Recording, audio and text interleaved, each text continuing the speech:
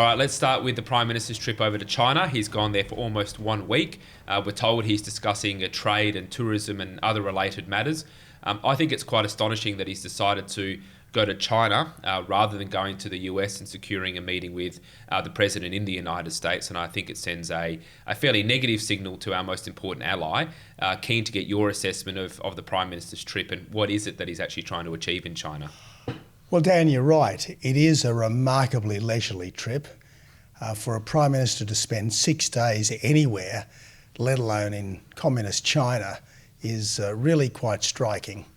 And plainly, he wants to send a message to the Chinese, and perhaps even more importantly, he wants to send a message to the Americans. And there could hardly be a more stark message to our principal strategic partner that our Prime Minister wants to spend 6 days in Beijing and other major Chinese cities before he spent a moment getting to know the leader of the free world, President Donald Trump. Now, I can well imagine why he's anxious and apprehensive about his first face-to-face with Donald Trump, because Donald Trump is demanding and transactional.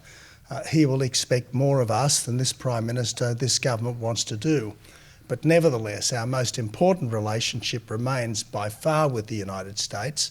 It needs more work than it is getting from this government. And from my perspective, there are two fundamental difficulties with the trip itself, quite apart from anything it's saying to the United States. Difficulty number one is it is a sign of our reluctance to take on China in any strategic way. And number two, it is a renewal of our desire to increase our economic involvement with China rather than reduce it. Because what we saw in the wake of Australia's entirely sensible demand for an independent, impartial investigation into the Wuhan virus was $20 billion a year worth of trade boycotts from China. And the conclusion every sensible person drew from that was that China, under the Communist Party, sees trade as politics by other means. It weaponised trade against Australia in an attempt to coerce us into a particular foreign policy position. And the more exposed we are to China, the more vulnerable we are to this kind of weaponisation of trade. So we should be diversifying our trade, not putting more and more and more eggs in the China basket. So from every perspective, this is the wrong trip at the wrong time to the wrong place.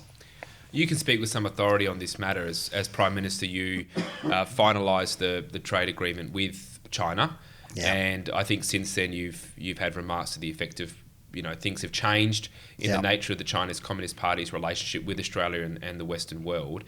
You mentioned that we need to diversify more.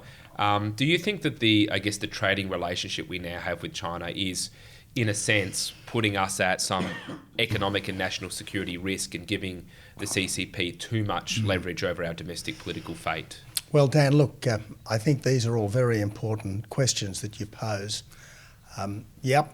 Back in 2014, even in 2015, it was possible to see China as continuing on a liberalising path. I might have said it before, but I think it's worth repeating that speech that President Xi Jinping made to the Australian Parliament back in late 2014, where he said that China would be, quote, fully democratic by mid-century, unquote, I think marked the high water point of China's engagement with the West. Since then, it's been all in reverse. We've had the militarisation of the South China Sea. We've had the social credit crackdown inside China. We've had the quasi-genocide against the Uyghurs. We've had the crushing of the freedom and autonomy of Hong Kong. We've had the increasing belligerence towards Taiwan.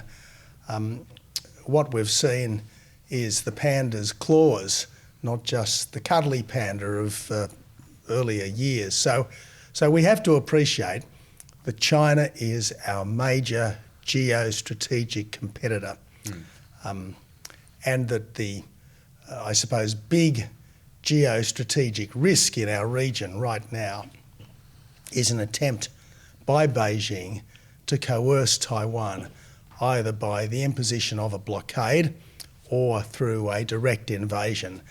This would be several orders of magnitude greater in terms of a seismic impact on the wider world than the Russian attack on Ukraine.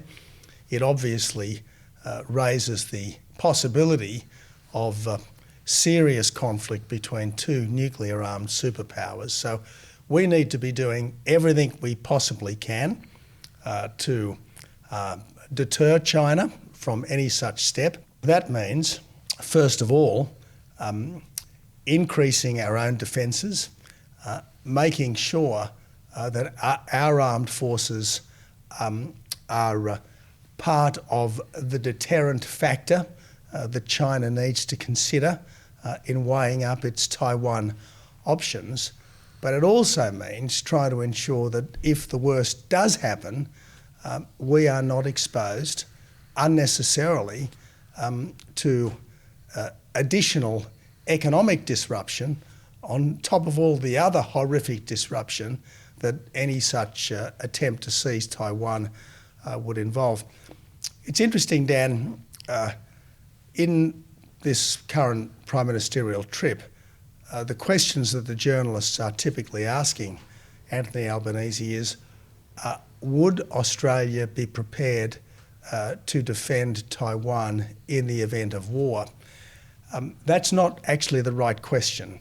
The right question is, would Australia be prepared to support America in the event of war? It's not our relationship with Taiwan which is the key thing here, but our relationship with the United States. Because under the ANZUS Treaty, the parties are required to act together to meet the common danger in the event of an armed attack on any of them. Plainly, if the United States did decide to defend Taiwan, and I think it's highly likely that America would decide to defend Taiwan, Australia then would have to decide, is it going to stand with America? Now, every previous government since the formation of the ANZUS Treaty in 1951 has stood with America in all of its conflicts. We stood with America in Korea. We stood with America in Vietnam. We stood with America in Kuwait. We stood with America in Iraq. We stood with America in Afghanistan. And if we aren't prepared to stand with America in the event of some conflict in the Taiwan Straits, that's effectively the end of the United States alliance, because we cannot expect the United States to support us in our conflicts if we're not prepared to support the United States in their conflicts. So that's why this is such a portentous trip, and frankly, such a worrying one from a geostrategic perspective.